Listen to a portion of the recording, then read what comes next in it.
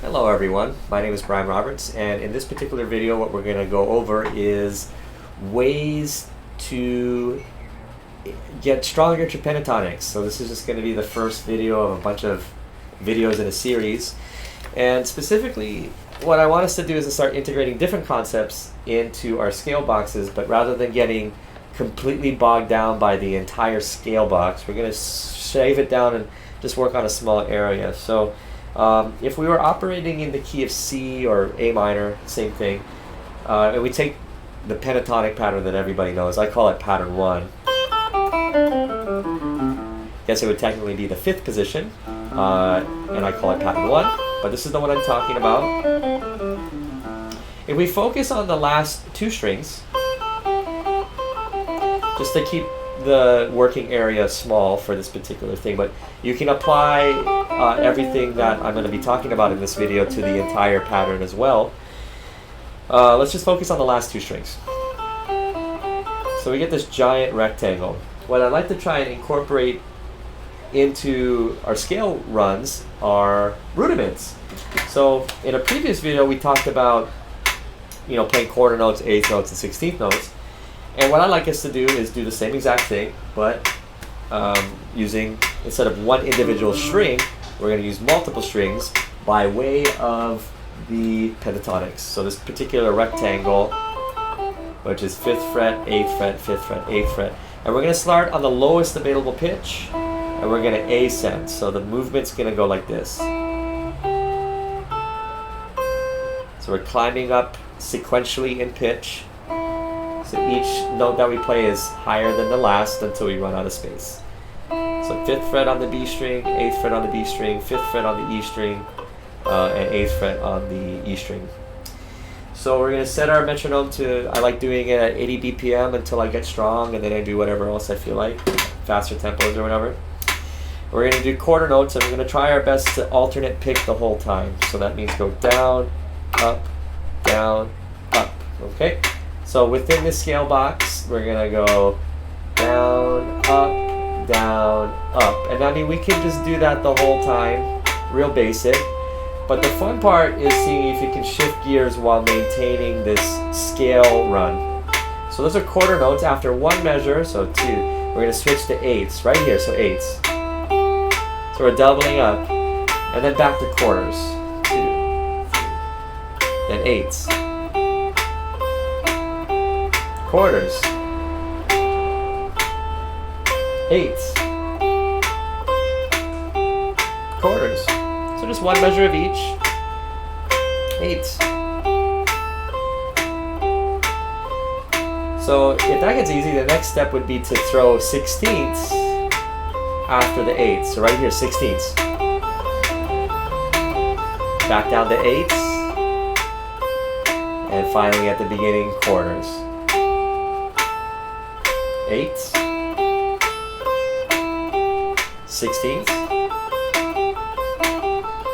8ths,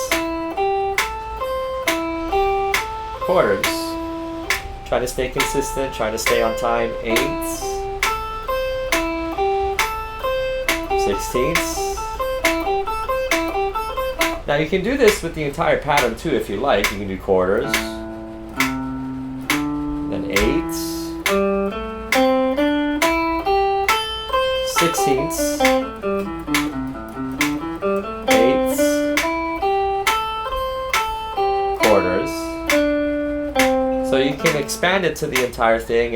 If managing a measure switch is too much, then just play the entire pattern, and then once you reach the end, then you can switch. So if that was too much, try it like this.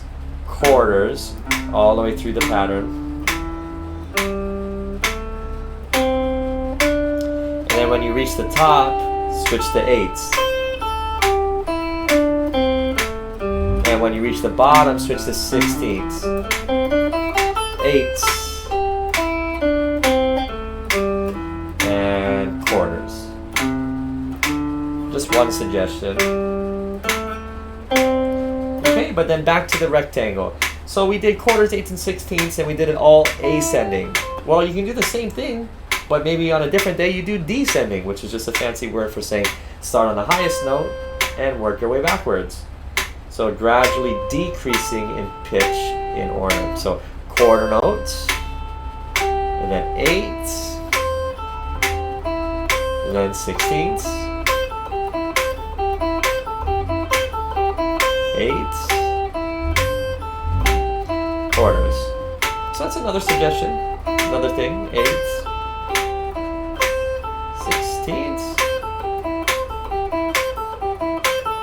eighths. You can also throw dynamics into it, so maybe you do medium, followed by really soft, followed by really loud, followed by medium, followed by soft. So there's all different things that you can do.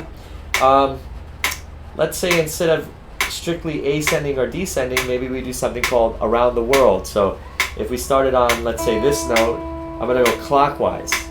So I'm going to go like this. So I'm just going around the world. I'm outlining that rectangle. These are all just different ways of getting the player comfortable with moving around in the pattern. And then again, you can apply this to the pattern at large or whatever. So around the world, quarter notes, eighth notes, sixteenths, eighths. It's hard, I don't normally do this. Quarters, eighths, sixteenths, eighths.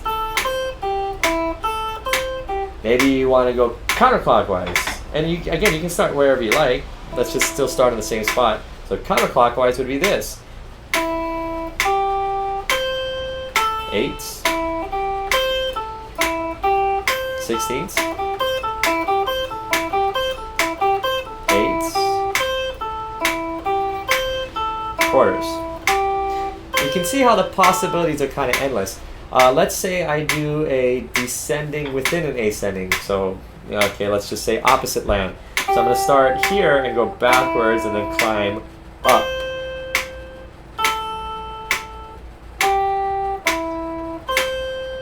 Eighths, sixteenths, eighths,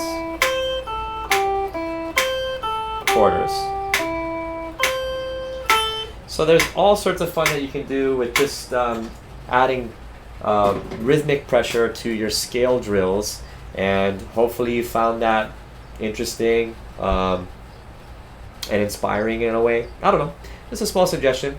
In the next video I'll talk about other tricks that you can use to start building up your scale ability. So I'll see you then.